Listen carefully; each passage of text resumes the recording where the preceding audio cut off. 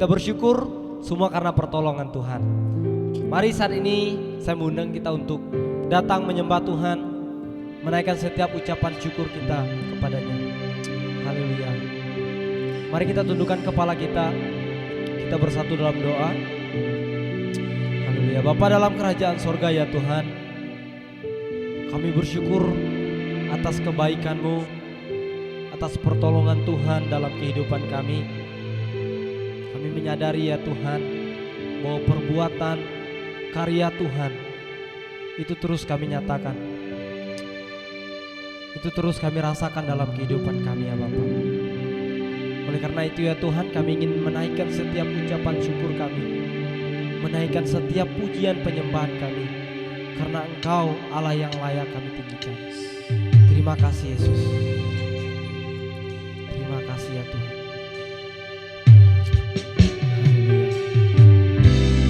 Engkau Allah yang selalu menjaga kami. Engkau Allah yang selalu melindungi setiap kehidupan kami.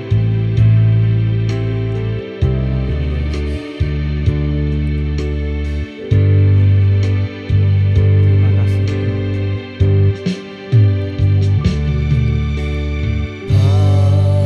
usah ku takut,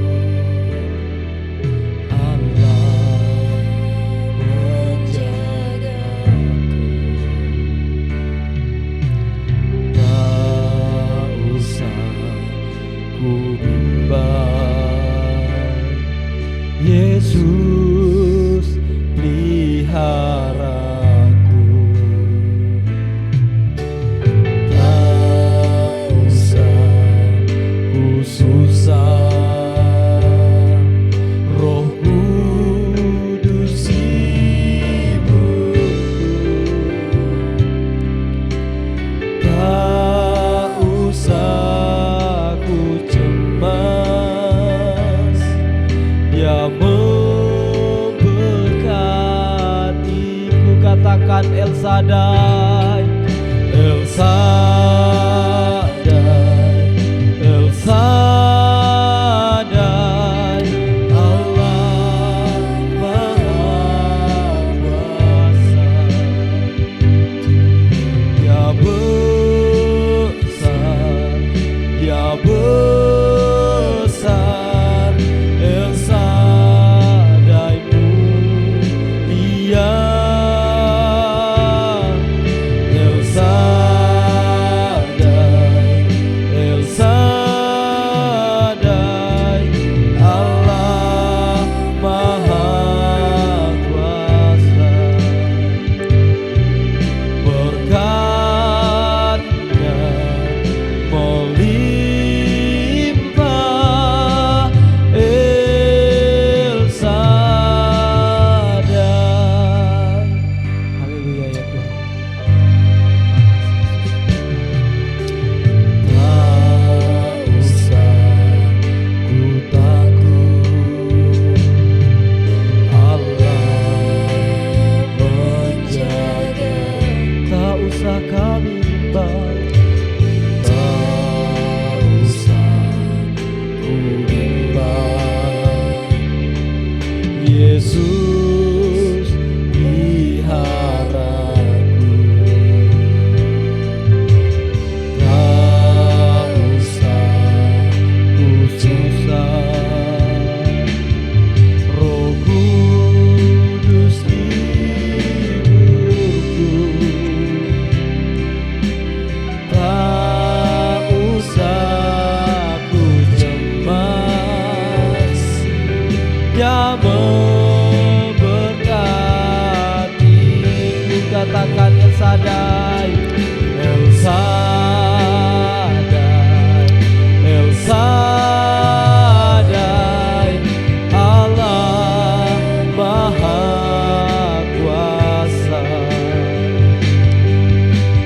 besar, Dia besar, El Shaddai mulia, oh El Shaddai, El Shaddai, Allah Maha Kuasa. Berkat-Nya melimpah, El Shaddai, katakan berkat-Nya melimpah, berkat-Nya melimpah, El Shaddai. Sekali lagi katakan berkat Tuhan, berkat-Nya melimpah, El Shaddai. Mari sembah Dialah yang hidup Tuhan, kami bersyukur Tuhan.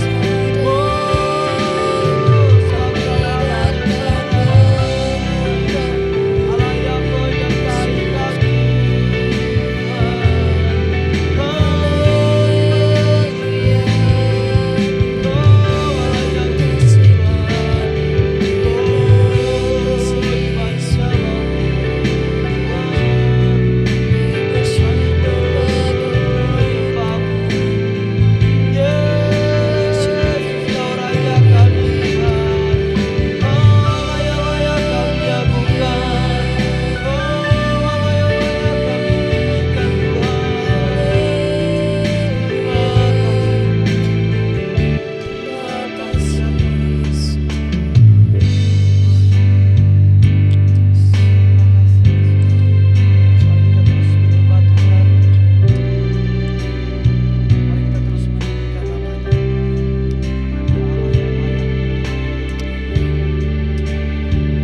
Sebab Kau layak terima pujian, sebab Kau layak terima pujian, sebab Kau layak ku agungkan Yesus, Raja di atas segala raja. Katakan sebab Kau layak, sebab Kau layak terima pujian, sebab Kau layak terima pujian, sebab Kau layak diagungkan Yesus, Raja di atas segala raja. Sekali lagi katakan pujian ini. Wow, sebab Kau layak terima pujian, amin Tuhan. Sebab Kau layak terima pujian, sebab Kau layak ku agungkan Yesus, Raja di atas segala raja, Raja di atas segala raja. Haleluya, benar ya Tuhan, bahwa Engkau Allah yang layak menerima setiap pujian penyembahan kami. Benar ya Tuhan, bahwa Engkau Allah yang layak kami tinggikan.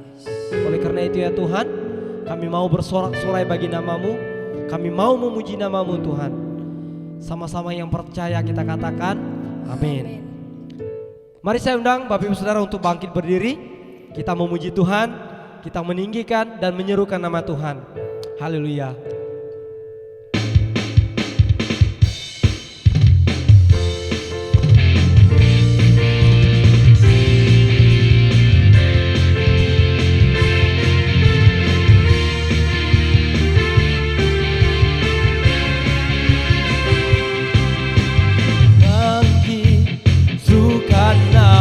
Yesus nyatakan kuasanya.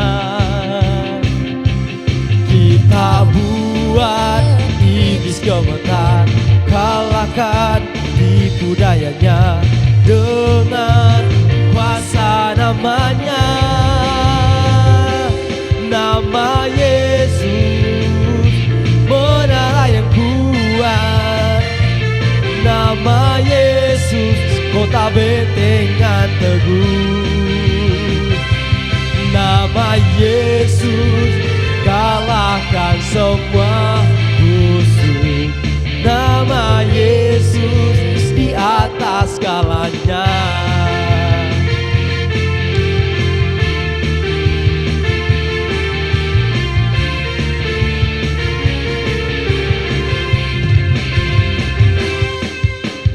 Bangkit, serukan nama Yesus. Yesus maju, nyatakan kuasanya. Kita buat iblis gemetar, kalahkan tipu dayanya dengan kuasa namanya. Nama Yesus menara yang kuat, nama Yesus kota bentengan teguh. Nama Yesus kalahkan semua musuh. Nama Yesus di atas segalanya. Nama Yesus di atas segalanya. Nama Yesus di atas segalanya. Haleluya. Mari kita terus menyembah Tuhan. Mari kita terus memuji Tuhan, Bapak Ibu Saudara. Kita mau katakan pujian kita kepada Tuhan, bahwa firman Tuhan pelita bagi setiap kehidupan kita.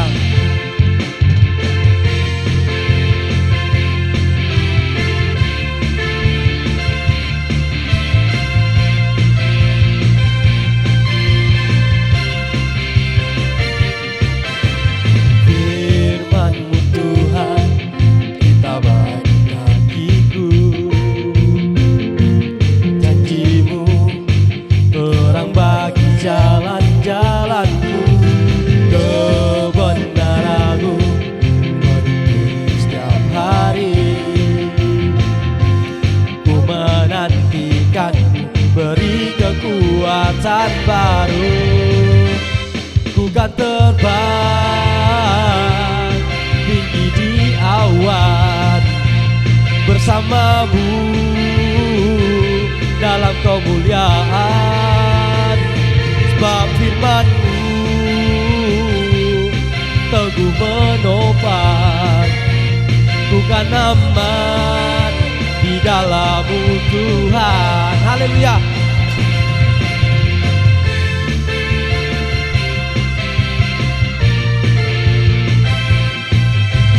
Firman-Mu Tuhan, kita bagi kakiku.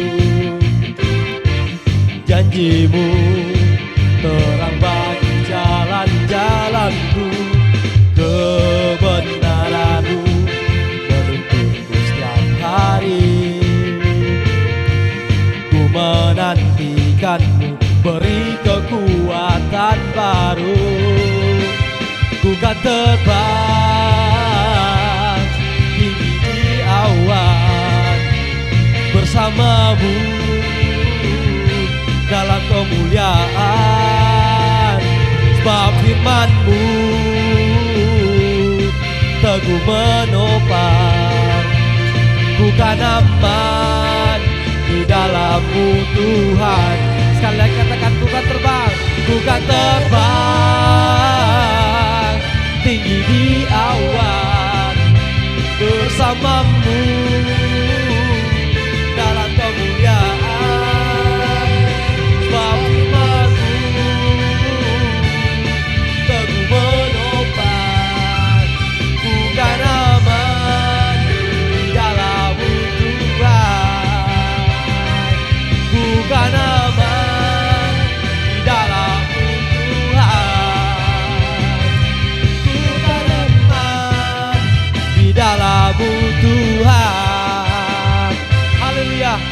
kemuliaan bagi nama Tuhan. Bapak Ibu Saudara, kita persilakan untuk duduk kembali. Haleluya. Mari saat ini kita menyiapkan hati kita. Kita akan diisi oleh kebenaran firman Tuhan. Haleluya. Tuhan Yesus yang baik, kami menyadari ya Tuhan, bahwa Engkau Allah yang menjadi penyelamat hidup kami.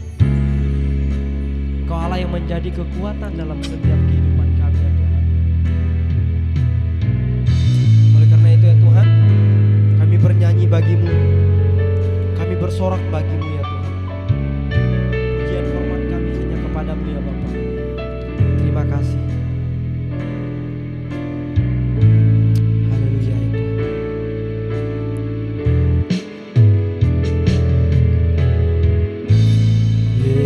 Yesusku, penyelamatku, tiada yang seperti Engkau. Setiap hari ku memuji keajaiban kasih-Mu. Kau penghibur kami Tuhan, penghibur, pelindung, menara kekuatan. Biarlah semua yang bernapas tak berhenti menyembah.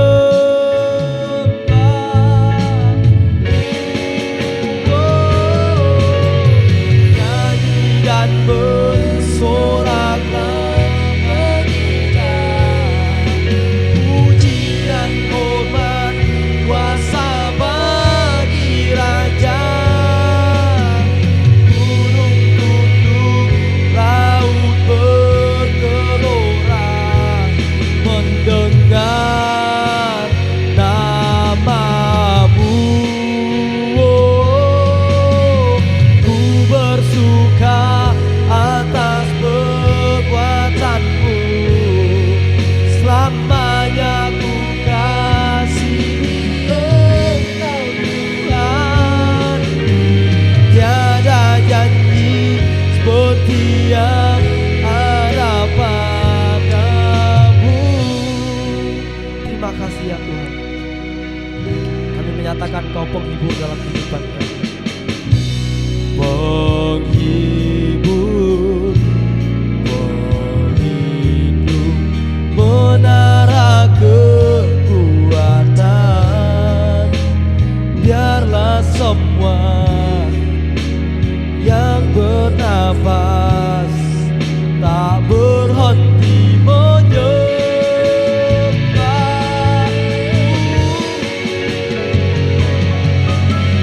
Nyanyi dan bersoraklah bagi Dia, pujian hormat kuasa bagi Raja. Gunung tunduk, laut bergelora, mendengar namamu. Ku bersuka atas perbuatanmu, selamanya ku kasihi Engkau Tuhan. Tiada janji seperti yang ada pada, tiada janji seperti yang ada pada, tiada janji seperti yang ada padamu. Terima kasih ya Tuhan untuk segala kebaikan-Mu yang Kau nyatakan bagi setiap kami. Dan kami sudah bersorak-sorak bagi nama-Mu, sudah menyembah Engkau. Kiranya Tuhan semuanya boleh mempermuliakan nama-Mu ya Bapa. Dan semuanya kami kembalikan untuk kemuliaan hormat bagi-Mu ya Tuhan. Dan sebentar lagi kami akan mendengarkan kebenaran firman-Mu. Tuhan, Engkau urapi hamba-Mu yang akan menyampaikan kebenaran firman-Mu, terlebih lagi kami yang akan mendengarkan ya Tuhan, supaya firman ini boleh bertumbuh di dalam hati kami dan kami boleh melakukannya di dalam hidup kami. Terima kasih Yesus, terpujilah Engkau di dalam nama Yesus, haleluya, amin. Shalom Bapak Ibu Saudara yang dikasihi oleh Tuhan, selamat pagi bagi kita semuanya. Puji nama Tuhan, kita bertemu lagi dalam ibadah ini. Dan saat ini kita akan merenungkan, mendengarkan firman Tuhan dan kita merenungkannya. Dan Bapak Ibu Saudara, saya percaya Bapak Ibu Saudara yang saat ini mengikuti ibadah ini diberkati melalui pujian dan penyembahan yang sudah kita bersama-sama nyanyikan dan naikkan tadi Bapak Ibu Saudara, amin. Nah Bapak Ibu Saudara, kita akan mendengarkan firman Tuhan, masih melanjutkan seri 7 jemaat yang ada di dalam kitab Wahyu. Dan kita sudah sampai di dalam jemaatnya yang terakhir yang dituliskan di dalam kitab Wahyu Bapak Ibu Saudara, yaitu jemaat Laodikia Bapak Ibu. Sebelum kita lebih jauh merenungkan firman Tuhan ini, mari kita bersama-sama membaca Wahyu pasal yang ketiga, ayat yang ke-14 sampai dengan ayat yang ke-22 Bapak Ibu Saudara. Wahyu pasal yang ketiga, ayat 14 sampai dengan ayatnya yang ke-22. Mari kita baca bersama-sama. Dan tuliskanlah kepada malaikat jemaat di Laodikia, inilah firman dari Amin, saksi yang setia dan benar, permulaan dari ciptaan Allah. Aku tahu segala pekerjaanmu, engkau tidak dingin dan tidak panas. Alangkah baiknya jika engkau dingin atau panas. Jadi karena engkau suam-suam kuku dan tidak dingin atau panas, aku akan memuntahkan engkau dari mulutku. Karena engkau berkata, aku kaya dan aku telah memperkayakan diriku, dan aku tidak kekurangan apa-apa. Dan karena engkau tidak tahu bahwa engkau melarat dan malang, miskin, buta dan telanjang, maka aku menasihatkan engkau supaya engkau membeli daripadaku emas yang telah dimurnikan dalam api, agar engkau menjadi kaya, dan juga pakaian putih, supaya engkau memakainya, agar jangan kelihatan ketelanjanganmu yang memalukan, dan lagi minyak untuk melumas matamu supaya engkau dapat melihat. Barang siapa kukasihi, ia kutegur dan kuhajar. Sebab itu relakanlah hatimu dan bertobatlah. Lihat, aku berdiri di muka pintu dan mengetok. Jikalau ada orang yang mendengar suaraku dan membukakan pintu, aku akan masuk mendapatkannya dan aku makan bersama-sama dengan dia dan ia bersama-sama dengan aku. Barang siapa menang, ia akan kududukkan bersama-sama dengan aku di atas takhtaku, sebagaimana aku pun telah menang dan duduk bersama-sama dengan Bapa-Ku di atas takhtanya. Siapa bertelinga, hendaklah ia mendengarkan apa yang dikatakan Roh kepada jemaat-jemaat. Puji nama Tuhan. Bapak Ibu Saudara, kita sudah membaca firman Tuhan, dan saya percaya Bapak Ibu yang membaca, merenungkan firman Tuhan dan melakukannya akan diberkati. Amin. Sebelum kita lebih jauh lagi membahas mengenai firman Tuhan yang barusan kita baca Bapak Ibu Saudara, mari kita melihat terlebih dahulu latar belakang daripada jemaat Laodikia Bapak Ibu. Laodikia itu adalah nama tempat, nama sebuah kota Bapak Ibu Saudara. Tetapi di zaman kuno sebenarnya nama Laodikia kepada suatu kota itu sebenarnya adalah nama yang umum. Makanya ada 6 kota di zaman kuno yang bernama dengan nama yang sama, yaitu namanya Laodikia Bapak Ibu. Tetapi di dalam teks yang kita baca, Laodikia yang dibahas di dalam teks itu adalah Laodikia yang terletak di lembah Likus Bapak Ibu. Nah, kota ini sendiri didirikan oleh seorang raja yang bernama Antiochus dari Syria sekitar tahun 250 sebelum Masehi Bapak Ibu. Nah, kota ini dibangun oleh Raja Antiochus untuk diberikan kepada istrinya sebagai hadiah, sehingga nama kota itu disebut kota Laodikia Bapak Ibu Saudara. Di layar Bapak Ibu bisa melihat beberapa gambar mengenai reruntuhan daripada Laodikia Bapak Ibu Saudara. Bapak Ibu bisa melihat bangunan demi bangunan yang ada. Terlihat sekali bahwa kota ini bukanlah kota sembarangan. Bahkan sisa peninggalan daripada jemaat di Laodikia ini menunjukkan bahwa gereja yang ada di sana adalah gereja yang besar Bapak Ibu, bukan gereja yang kecil-kecil Bapak Ibu Saudara. Bapak Ibu juga bisa melihat sebagian peta letak daripada Laodikia itu ada di mana. Jadi dia itu dekat dengan Philadelphia, Hierapolis, dan juga ada Kolose. Jadi lebih dekat dengan Hierapolis dan Kolose Bapak Ibu Saudara.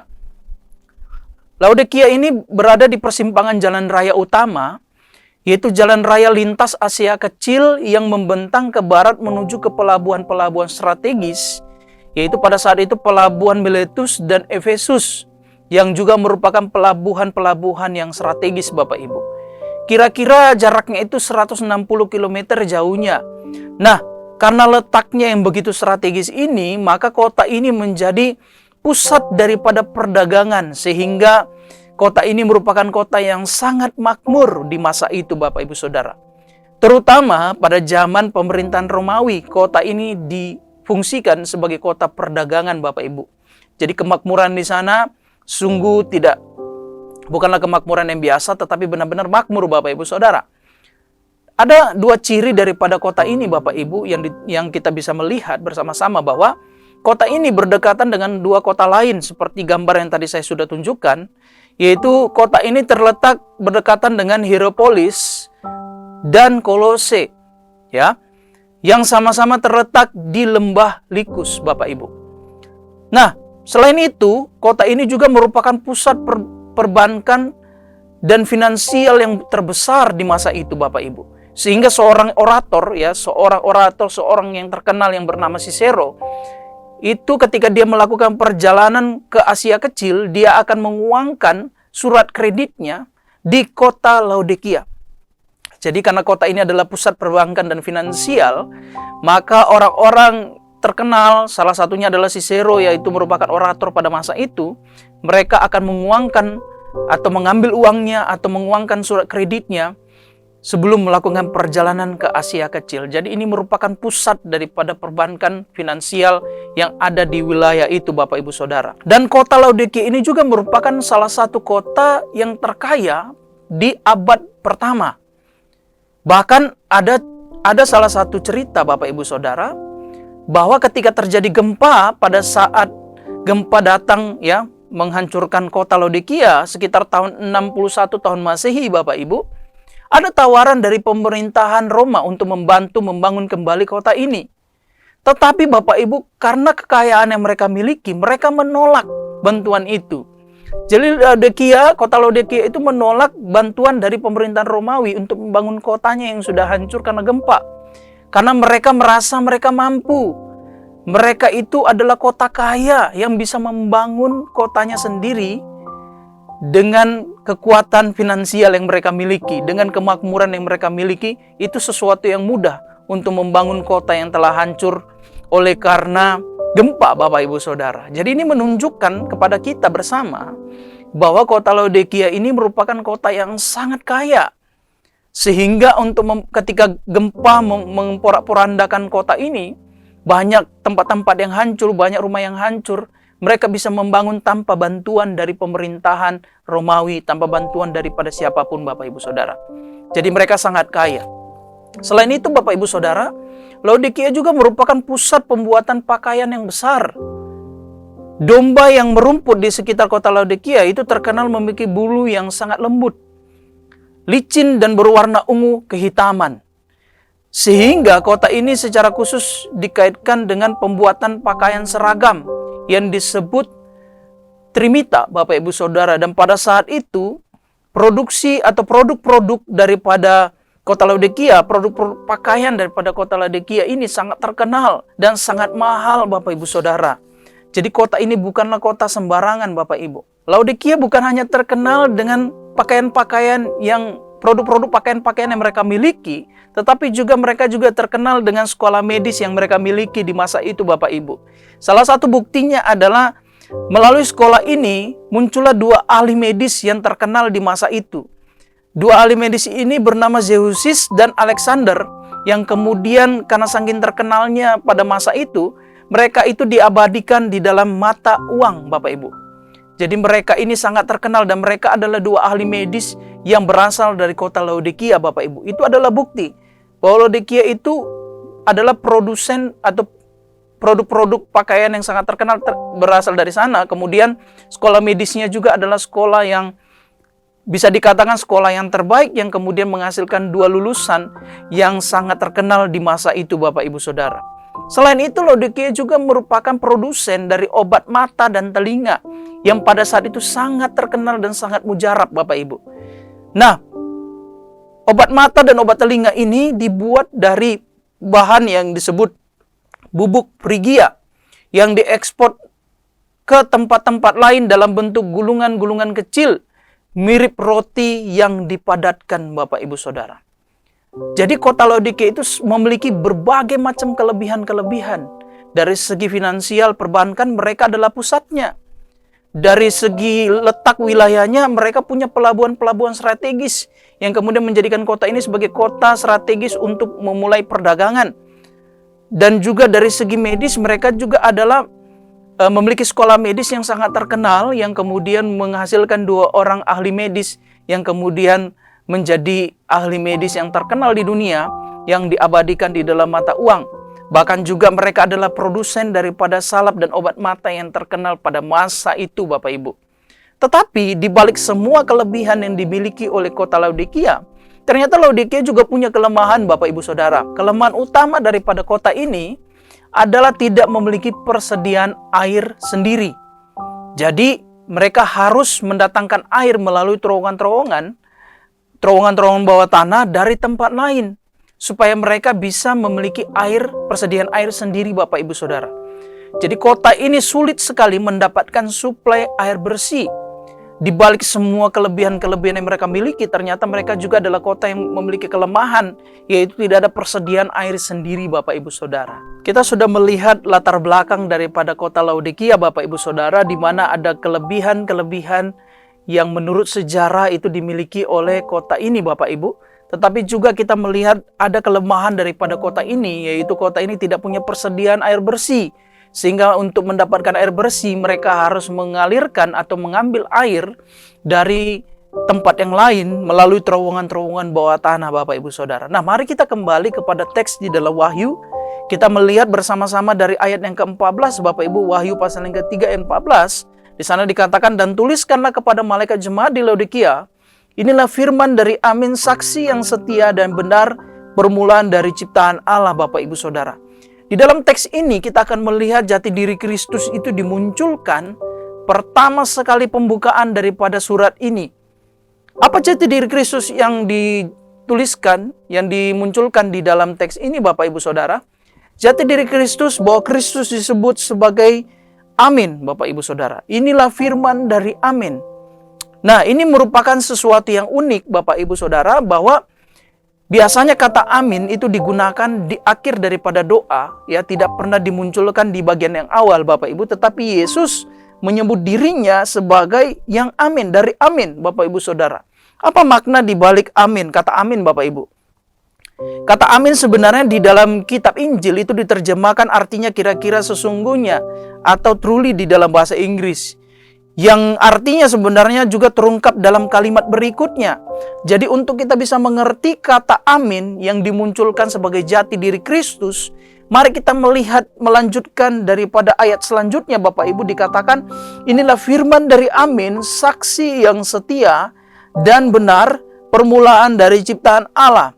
Yang merupakan pengertian daripada kata ini adalah dapat kita pahami dengan melihat ayat selanjutnya, yaitu adalah saksi yang setia dan benar, Bapak Ibu Saudara.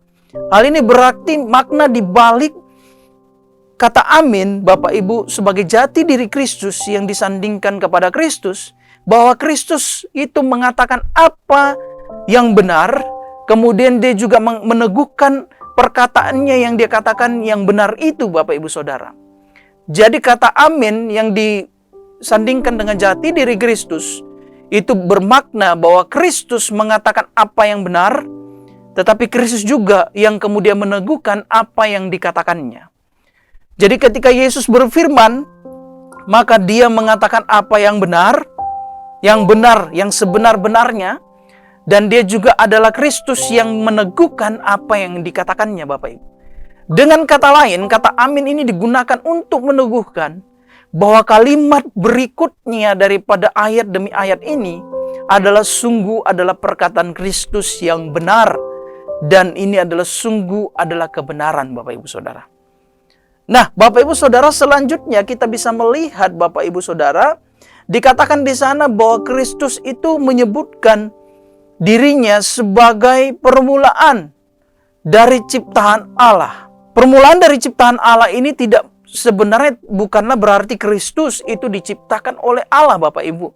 Tetapi ini maksudnya adalah menunjuk kepada peran daripada Yesus yang sebagai inaugurasi dari ciptaan yang baru. Ya, Kristus merupakan adalah gambaran dari ciptaan yang baru.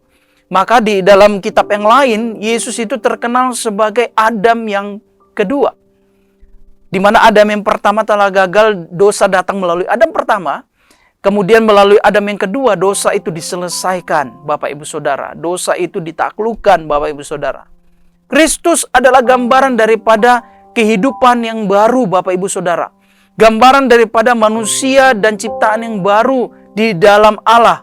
Ini menunjuk pada manusia baru, Bapak Ibu Saudara.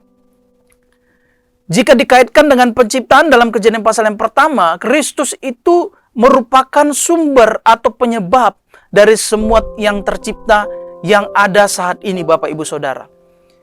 Jadi kata yang ditujukan kepada Yesus sebagai permulaan dari ciptaan Allah bukanlah bermakna Yesus adalah ciptaan Allah, tetapi itu bermakna Yesus adalah gambaran dari ciptaan yang baru, Bapak Ibu Saudara. Yesus adalah gambaran daripada manusia yang baru. Dan jikalau ini dikaitkan dengan Kejadian pasal yang pertama, Kristus itu adalah sumbernya.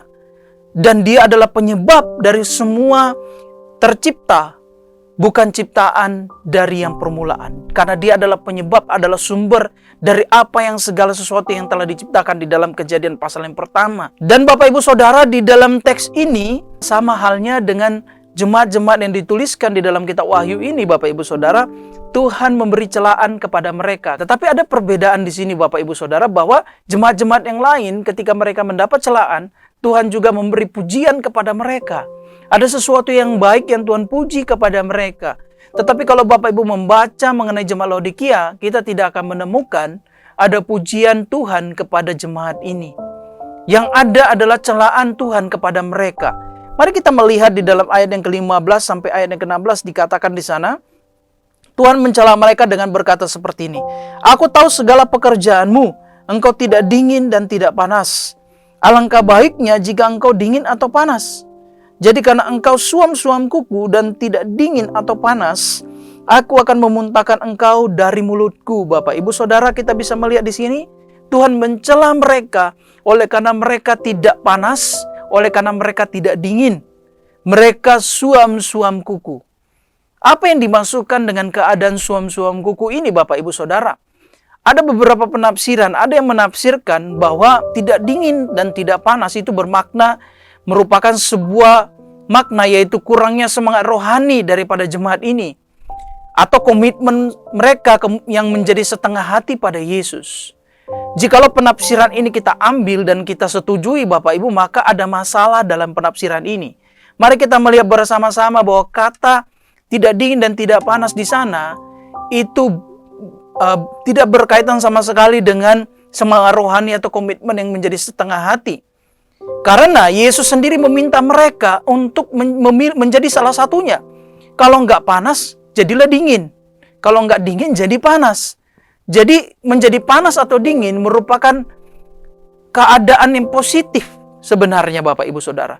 Tetapi jemaat ini dicela oleh karena mereka tidak panas dan mereka tidak dingin. Mereka suam-suam kuku. Jadi kita bisa melihat di sini bahwa suam-suam kuku itu tidak berkaitan dengan semangat rohani, tidak berkaitan dengan komitmen yang menjadi setengah hati. Lebih kepada ini berbicara mengenai aspek kegunaan daripada jemaat tersebut ketimbang termometer rohani seseorang. Nah, kalau kita melihat ya latar belakang daripada kota ini, tadi saya sudah jelaskan di awal dan sudah menunjukkan gambar bahwa kota ini terletak di antara kota Hierapolis dan juga kota Kolose, Bapak Ibu Saudara. Nah, Hierapolis itu merupakan kota yang terkenal dengan air panasnya yang sangat berkhasiat untuk obat. Jadi di Hierapolis itu ada air panas yang sangat punya khasiat untuk menyembuhkan penyakit, Bapak Ibu Saudara. Sedangkan di Kolose itu ada air dingin yang sangat segar sekali. Itu terdapat di Kolose, Bapak Ibu Saudara. Nah, Laodikia merupakan daerah wilayah yang berada di tengah-tengah daripada kota Hierapolis dan Kolose. Jadi ketika air bertemu di kota Laodikia, baik air daripada air panas dari Hierapolis dan juga air dingin daripada di Kolose, ketika bertemu, maka airnya itu menjadi suam atau menjadi hangat, tidak lagi panas, tidak lagi dingin. Jadi kata suam-suam kuku yang dicatat di dalam teks ini sebenarnya berkaitan dengan latar belakang kota itu. Bahwa ada terdapat mata air yang suam-suam kuku di sana. Yaitu di mana air itu adalah air pertemuan antara air Hierapolis dengan air dari Kolose. Yang ketika sampai di Laodikia, dia menjadi air yang dingin, menjadi air yang tidak dingin dan tidak panas, atau air yang suam. Sehingga yang tadinya berkhasiat obat, yang tadinya menyegarkan, seperti yang ada di Hierapolis dan Kolose, ketika sampai di Laodikia, justru menjadi air yang sangat memualkan orang yang meminumnya. Ketika orang meminumnya, khasiat obatnya tidak ada lagi, khasiat menyegarkannya tidak ada lagi, sehingga ketika orang meminum air ini, mereka akan muntah, akan menjadi mual, Bapak Ibu Saudara. Kota Laodikia itu memiliki sumber air suam-suam kuku. Hal inilah yang membuat Kristus marah dan menegur mereka. Oleh karena keadaan mereka yang suam-suam kuku tersebut, Kristus menegur mereka dengan keras. Lalu celaan selanjutnya juga dikatakan di dalam ayat yang ke-17. Di sana dikatakan, karena engkau berkata, aku kaya dan aku telah memperkayakan diriku dan aku tidak kekurangan apa-apa. Dan karena engkau tidak tahu bahwa engkau melarat dan malang, miskin, buta dan telanjang, Bapak Ibu Saudara. Ayat 17 kontras dengan penilaian Kristus kepada jemaat ini. Jemaat Laodikia menilai diri mereka kaya dan makmur. Dan memang sebenarnya benar. Seperti latar belakang yang tadi saya sudah jelaskan di awal, Bapak Ibu Saudara, bahwa kota ini sangat strategis. Kota ini menghasilkan produk-produk yang terbaik, punya sekolah medis yang bagus, sampai ada 2 lulusan itu diabadikan di mata uang tertentu, Bapak Ibu Saudara. Mereka benar-benar adalah daerah yang kaya, Bapak Ibu. Jemaat ini bukanlah jemaat yang sembarangan. Jemaat ini adalah jemaat yang kaya. Seperti kalau kita melihat gambar yang tadi saya sudah tunjukkan, Bapak Ibu Saudara, bangunan-bangunan daripada peninggalan gereja-gereja yang ada di Laodikia adalah bangunan-bangunan yang megah, Bapak Ibu. Jadi memang benar mereka menilai diri mereka kaya. Tetapi di ayat yang ke-17, Kristus mencela mereka. Justru ini kontras dengan keadaan mereka. Kristus menilai mereka bukanlah kaya. Kekayaan rohani diukur dengan kekayaan ekonomi. Kristus mengukur kekayaan mereka dengan kekayaan rohani yang mereka miliki. Penyebab daripada turunnya nilai guna mereka, Bapak Ibu Saudara, oleh karena mereka tidak menyadari kebutuhan terpenting mereka di masa itu. Mereka hanya berpikir bahwa mereka kaya, mereka mampu, mereka punya segalanya. Tetapi di mata Tuhan, mereka adalah orang-orang yang miskin, yang melarat, yang malang, buta dan telanjang. Bapak Ibu Saudara, kita bisa melihat di sini sangat unik ya.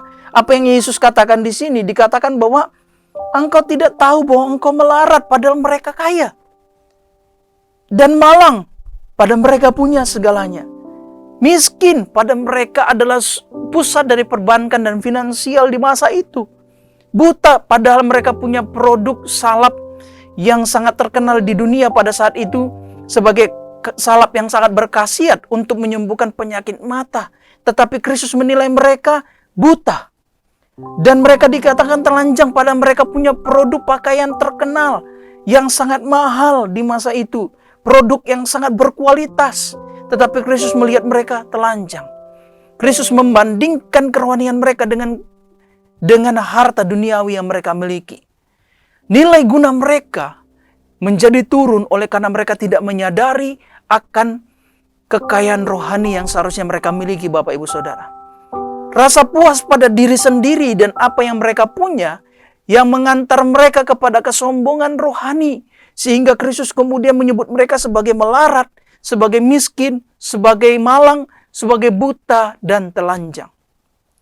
Ayat 17 sebenarnya Bapak Ibu itu mengutip Hosea pasal yang ke-12, ayat yang ke-8, di mana di sana dikatakan, bukankah aku telah menjadi kaya, telah mendapat harta benda bagiku, tetapi segala jeripayaku tidak mendatangkan kesalahan yang merupakan dosa bagiku. Tetapi jemaat Laodikia tidak menerapkan hal ini, Bapak Ibu Saudara. Lalu kemudian ketika Tuhan mencela mereka, Tuhan tidak memuji mereka, tetapi Tuhan memberi solusi, menawarkan solusi kepada mereka. Keadaanmu itu adalah seperti ini, maka aku tawarkan solusi kepadamu. Di dalam ayat yang ke-18 dikatakan, Maka karena keadaanmu yang seperti itu, maka aku menasihatkan engkau supaya engkau membeli daripadaku emas yang telah dimurnikan dalam api, agar engkau menjadi kaya, dan juga pakaian putih supaya engkau memakainya, agar jangan kelihatan ketelanjanganmu yang memalukan, dan lagi minyak untuk melumas matamu, supaya engkau dapat melihat. Jadi ini sesuatu yang sangat menegur mereka, Bapak Ibu Saudara. Ya, Tuhan katakan, menasihatkan mereka, menawarkan kepada mereka, beli kepada Tuhan emas yang telah dimurnikan. Ini bukanlah bicara soal harta yang mereka miliki, Bapak Ibu Saudara, emas yang ada di kota mereka. Karena sebagai kota kaya, tentu emas yang dimurnikan itu adalah emas yang ada di sana pasti banyak, Bapak Ibu Saudara. Tetapi Tuhan katakan beli. Benar-benar suatu gambaran Tuhan melihat mereka sebagai yang miskin. Padahal mereka punya emas sebenarnya. Agar engkau menjadi kaya, padahal mereka adalah kaya. Dan juga pakaian putih. Padahal mereka punya pakaian, produk-produk pakaian yang sangat terkenal di dunia. Produk pakaian yang terbaik. Supaya engkau memakainya, supaya jangan kelihatan ketelanjanganmu. Bagaimana mungkin daerah penghasil pakaian Tuhan menilai sebagai daerah yang atau wilayah atau orang-orang yang telanjang, Bapak Ibu Saudara. Dan lagi minyak untuk melumas matamu, padahal mereka adalah produsen minyak, produsen salep mata yang terbaik. Supaya engkau dapat melihat, Tuhan menawarkan kepada mereka yang sebenarnya mereka punya secara duniawi, tetapi secara rohani mereka tidak memilikinya. Lalu kemudian Bapak Ibu Saudara, alasan daripada tawaran ini ya menunjukkan kasih Tuhan kepada mereka. Di mana dikatakan di dalam ayat yang selanjutnya, Tuhan memberitahukan, menawarkan ini kepada mereka. Karena Tuhan berkata, barang siapa kukasihi, ia kutegur dan kuhajar. Sebab itu relakanlah hatimu dan bertobatlah.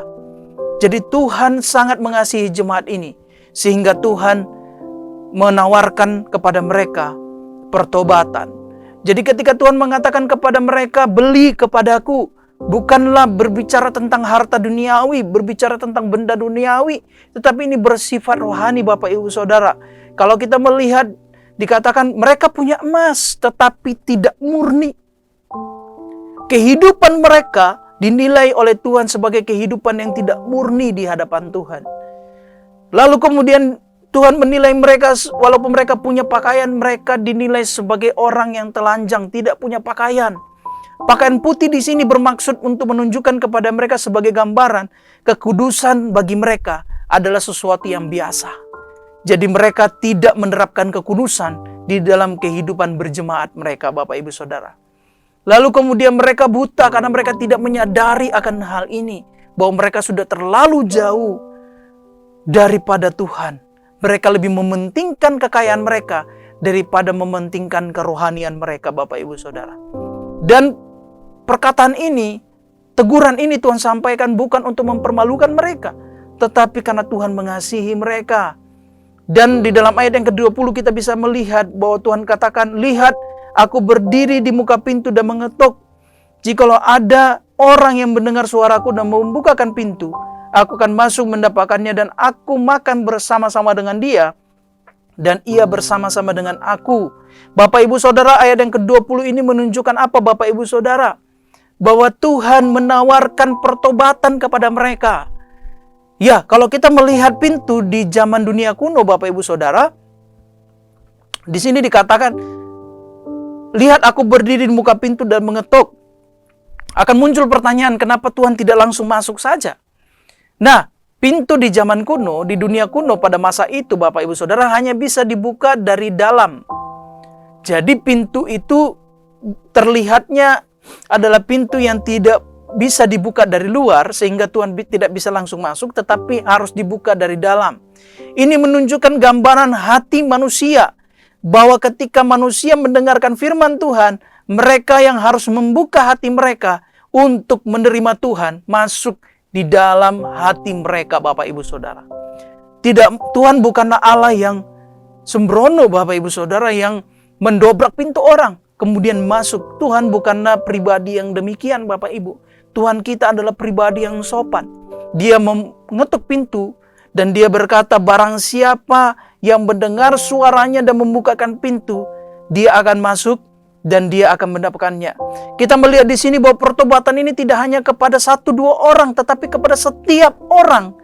Dan siapa yang bertobat, siapa yang mendengar suara Tuhan dan membukakan pintu, Tuhan akan makan bersama-sama dengan dia. Apa makna di balik kata makan bersama-sama dengan Tuhan ini, Bapak Ibu Saudara? Ya, kalau kita melihat kata makan di sini bukanlah menggunakan kata akratisma, bukan juga menggunakan kata ariston. Karena kata ariston itu merupakan makanan ringan, Bapak Ibu Saudara, ya. Sedangkan akratisma merupakan sepotong roti kering yang dicelup di dalam anggur. Kata yang digunakan di dalam teks ini, di dalam ayat ini secara khusus, itu menggunakan kata deipnon. Kata deipnon ini itu bermakna makan malam, yang artinya sebenarnya adalah Tuhan mau berfellowship dengan mereka. Bahwa kalau seseorang sudah melakukan segala aktivitasnya sepanjang hari, dia akan berkumpul bersama keluarganya, kemudian akan makan malam bersama-sama, bersantai bersama-sama, ngobrol bersama-sama sambil menikmati makanan yang ada, Bapak Ibu Saudara. Jadi bukan makan yang buru-buru, bukan makan makanan ringan, tetapi makanan-makanan yang bisa sambil berfellowship di dalamnya. Ada obrolan, ada sambil santai, ya Bapak Ibu Saudara. Jadi kata yang digunakan di sini adalah deipnon. Tuhan tidak hanya sekedar mau masuk dan makan biasa, makan yang buru-buru, tetapi Tuhan mau berfellowship dengan yang mendengarkan suaranya dan membukakan pintu. Artinya Tuhan mau ada hubungan yang kembali erat dengannya. Jadi ketika dia mengetuk pintu, kemudian orang mendengar suara dan membukakan pintu, mereka bertobat, maka Tuhan bukan hanya akan tinggal sebentar, tetapi Tuhan mau punya hubungan dengan orang itu, hubungannya akrab, yang sanggup membuat orang itu yang tadinya menjadi suam-suam kuku, kemudian menjadi panas kembali, menjadi berapi-api kembali di dalam Tuhan, Bapak Ibu Saudara. Dan Bapak Ibu Saudara, celaan-celaan itu diiringi dengan janji yang Tuhan berikan kepada mereka, bahwa jikalau engkau menang, ayat yang ke-21 dikatakan, barang siapa menang, ia akan kududukan bersama-sama dengan aku di atas takhtaku, sebagaimana aku pun telah menang dan duduk bersama-sama dengan Bapakku di atas tahta. Bahkan dikatakan, siapa bertelinga hendaklah ia mendengarkan apa yang dikatakan Roh kepada jemaat-jemaat. Jadi seperti jemaat yang ada di gereja-gereja, 7 gereja ini, Bapak Ibu Saudara, jemaat Laodikia juga mendapatkan janji. Sekalipun tidak ada pujian, yang ada adalah celaan dan tawaran pertobatan, tetapi Tuhan juga memberikan janji kepada mereka, kalau kamu menang, akan kududukan bersama-sama dengan aku di atas tahtaku, sebagaimana aku pun telah menang, duduk bersama-sama dengan Bapakku di atas tahtanya, Bapak Ibu Saudara. Jadi ada janji Tuhan, ketika engkau kembali hidup bertobat, ketika engkau kembali hidup bersama-sama dengan Allah, ya, mengizinkan Allah untuk berfellowship dengan engkau, punya hubungan yang kembali sungguh-sungguh dengan Allah, dengan Tuhan Yesus Kristus, dan engkau menjadi pemenang, maka engkau akan duduk bersama-sama dengan Yesus di tahtanya. Bapak Ibu Saudara, bahkan ayat ini diikuti dengan ayat yang sama sebagai penutup daripada surat-surat ke-7 jemaat ini. Selalu perkataan yang sama. Siapa bertelinga, hendaklah ia mendengarkan apa yang dikatakan Roh pada jemaat. Kata barang siapa yang menang, maksudnya adalah mereka yang mau mendengarkan suara Roh, atau mendengarkan apa yang dikatakan Roh kepada jemaat-jemaat melalui kebenaran ini, Bapak Ibu Saudara. Jadi jikalau mereka mau menang, mereka harus mendengarkan apa yang dikatakan Roh kepada jemaat. Apa yang firman Tuhan katakan melalui Roh Kudus kepada mereka di dalam wahyu ini, Bapak Ibu Saudara. Nah, Bapak Ibu Saudara, apa yang kemudian kita bisa pelajari daripada jemaat Laodikia? Bapak Ibu, ada 2 hal yang bisa kita pelajari. Yang pertama, janganlah kita menjadi orang Kristen yang abu-abu, Bapak Ibu. Yaitu tidak menunjukkan hidup dalam keberpihakan. Satu sisi adalah orang Kristen, tetapi di sisi lain hidup kita hidup di dalam dosa, Bapak Ibu Saudara. Salah satu masalah daripada jemaat Laodikia adalah mereka hidup dalam kekristenan yang abu-abu. Mereka hidup di dalam kekristenan yang tidak jelas berpihak kepada siapa. Mereka kehidupan rohaninya mereka satu sisi beribadah, tetapi di sisi yang lain mereka hidup di dalam dosa juga, Bapak Ibu Saudara. Mereka abu-abu, maka dikatakan mereka itu suam-suam kuku. Tidak jelas hidupnya, tidak jelas arahnya, tidak jelas apakah mereka menuruti Tuhan ataukah mereka hidup di dalam keduniawian, Bapak Ibu Saudara. Jadi mari kita menjadi orang Kristen yang tidak abu-abu, Bapak Ibu. Kalau hitam-hitam, kalau putih-putih, jangan menjadi berada di tengah-tengah antara hitam dan putih. Kita akan menjadi abu-abu, tidak jelas. Jikalau engkau panas, panaslah. Jikalau engkau dingin, dinginlah. Amin, Bapak Ibu Saudara. Mereka hidup di dalam dosa. Mereka hidup beribadah, tetapi setelah ibadah, hidup di dalam dosa. Adakah kita yang seperti ini? Jikalau ada kita yang seperti ini mendengarkan firman Tuhan ini, maka marilah kita bertobat, Bapak Ibu Saudara. Tuhan memberikan solusi kepada kita jikalau kita ingin kembali menjadi orang Kristen yang sungguh-sungguh, bertobatlah. Lalu kemudian yang kedua yang bisa kita pelajari daripada firman Tuhan kepada jemaat Laodikia adalah bahwa kesombongan itu adalah penyebab dinginnya kasih kita kepada Allah. Itu adalah penyebab kemelaratan kita. Itu adalah penyebab kemalangan kita. Itu adalah penyebab kebutaan kita. Sehingga kita tidak mengerti kehendak Allah dalam kehidupan kita, Bapak Ibu Saudara. Amin. Mari kita jangan menjadi jemaat yang sombong, Bapak Ibu. Oleh karena kita memiliki segalanya. Oleh karena kita memiliki harta. Oleh karena kita memiliki pekerjaan jabatan yang bagus. Oleh karena kita memiliki kepintaran. Memiliki prestasi dan lain sebagainya. Akhirnya kita merendahkan orang yang satu dengan orang yang lain, Bapak Ibu. Kita merasa bahwa tanpa kita, gereja tidak akan berkembang. Kita merasa bahwa tanpa kita, pelayanan tidak akan mungkin bisa memuliakan Tuhan, Bapak Ibu Saudara.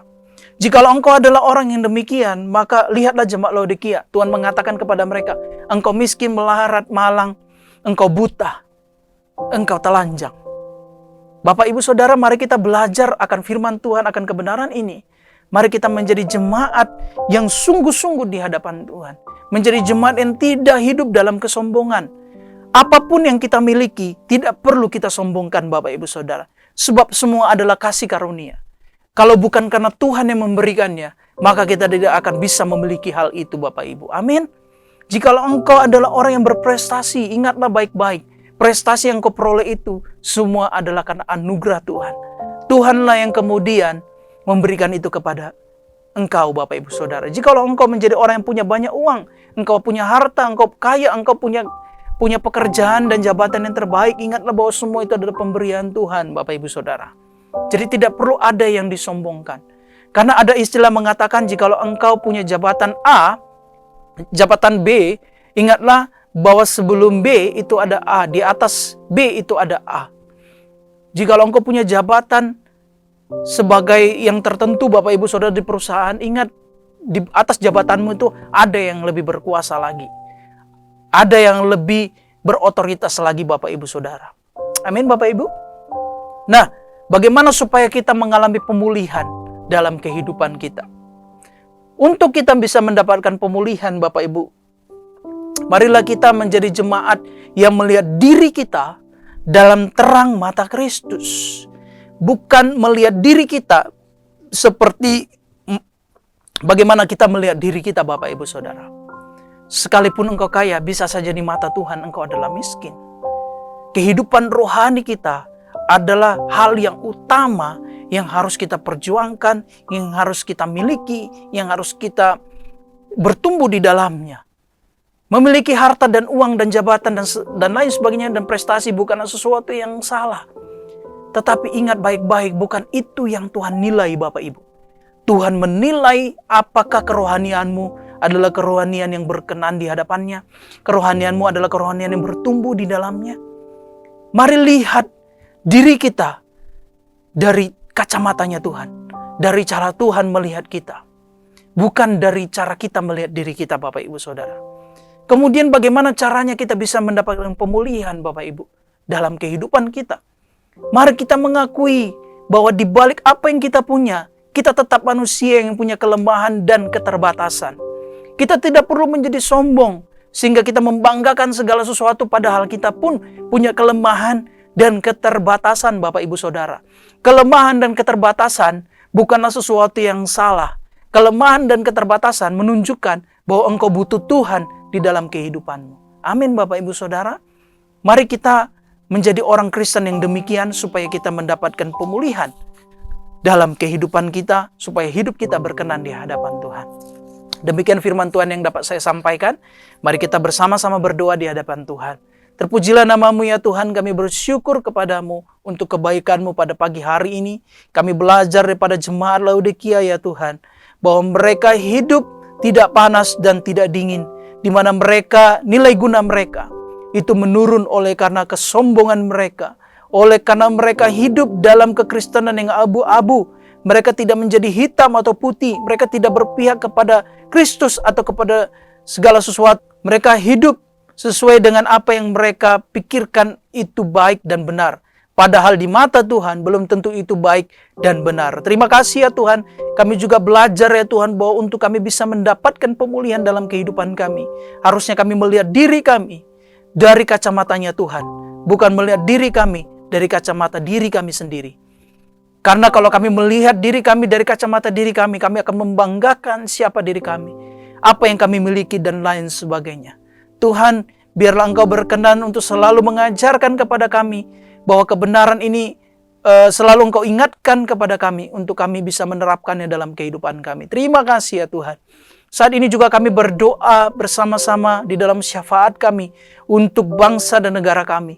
Biarlah Engkau memberkati bangsa kami, memberkati Indonesia, memberkati setiap pemimpin-pemimpin yang ada di tengah-tengah bangsa ini ya Tuhan, untuk membuat kebijakan, melaksanakan segala kebijakan dan segala pekerjaan mereka dengan baik untuk membangun bangsa ini menjadi bangsa yang lebih baik, menjadi bangsa yang besar ya Tuhan. Biarlah Tuhan segala krisis yang sedang terjadi hari-hari ini, bahkan juga krisis yang sedang ditakuti oleh banyak orang yang akan terjadi di tahun depan. Biarlah Tuhan kami percaya kepadamu bahwa Engkau Allah yang memiliki bangsa Indonesia. Engkau Allah yang akan memberkati bangsa ini, bahwa bangsa ini tidak mengalami krisis ya Tuhan. Kami berdoa biarlah Engkau memberikan hikmat kepada para pemimpin kami, sehingga mereka bisa membuat kebijakan-kebijakan yang membuat kami terhindar dari krisis-krisis yang ada ya Tuhan, yang saat ini sedang melanda seluruh negara ya Tuhan. Kami berdoa juga menyerahkan untuk penanganan COVID. Kiranya Tuhan, Engkau terus memakai pemerintahan yang ada, para pemimpin yang ada, orang-orang yang ada untuk bisa menangani COVID ini yang ada di tengah-tengah bangsa kami, sehingga COVID bisa ditangani dengan baik ya Tuhan. Bahkan juga kami berdoa untuk anak-anak yang hari-hari ini ada banyak orang yang sudah terkena penyakit ginjal akut ya Tuhan. Kami berdoa kiranya Tuhan kesembuhan bagi mereka yang saat ini terbaring di rumah sakit terjadi di dalam nama Tuhan Yesus. Biarlah Tuhan, Engkau Tuhan memakai pemerintahan dan para pemimpin yang ada untuk menemukan solusi persoalan gagal ginjal akut ini ya Tuhan. Terima kasih Bapa, kami berdoa biarlah damai sejahtera-Mu tinggal di tengah-tengah bangsa dan kota kami. Kami berdoa juga untuk setiap jemaat-Mu, Jemaat Gereja Bethesda dan Anugerah Ministry. Kiranya Engkau memberkati mereka dalam setiap pekerjaan dan setiap usaha mereka. Biar mereka diberkati di dalam nama Tuhan Yesus Kristus. Terima kasih ya Tuhan. Kami mengucap syukur dan berdoa. Haleluya, haleluya. Bapak Ibu Saudara, mari kita mengarahkan hati dan pikiran kita di hadapan Tuhan. Mari kita membuka tangan kita dan kita menerima berkat daripada Tuhan. Tuhan memberkati engkau dan melindungi engkau. Tuhan menyinari engkau dengan wajah-Nya dan memberi engkau kasih karunia. Tuhan menghadapkan wajah-Nya kepadamu dan memberi engkau damai sejahtera, yaitu berkat daripada Allah Bapa, Anak dan Roh Kudus menyertai kita sampai selama-lamanya. Amin. Shalom Bapak Ibu Saudara, Tuhan memberkati kita semuanya. Puji Tuhan Bapak Ibu Saudara, ibadah kita telah selesai. Mari kita terus mengagungkan nama Tuhan. Mari kita terus meninggikan nama Tuhan.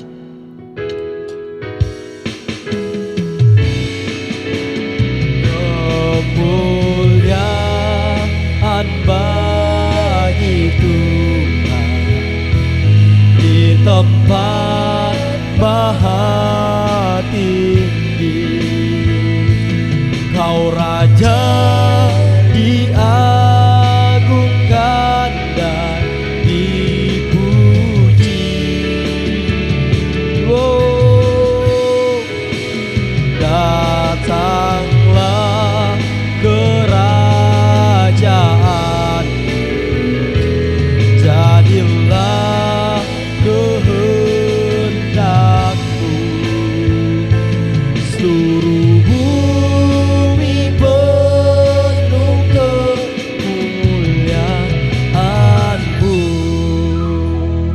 Terima kasih Bapak Ibu Saudara. Saya ucapkan selamat hari Minggu. Tuhan Yesus memberkati.